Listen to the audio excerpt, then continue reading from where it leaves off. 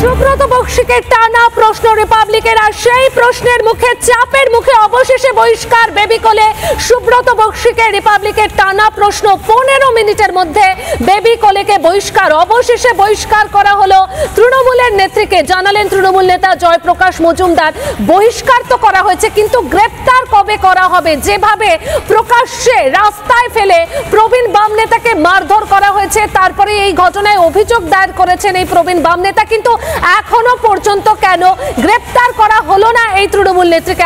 বামপন্থী নেতা, বয়স্ক বামপন্থী নেতাকে একজন মহিলা, দুর্ভাগ্যজনকভাবে তিনি আমাদের পার্টির সদস্য বলে পরিচিত, সেই বেবি কোলে তাকে অসামাজিক এবং অশালীনভাবে তার সঙ্গে ব্যবহার করে এবং সেই জন্যে তাকে শোকজ করা হয়েছিল।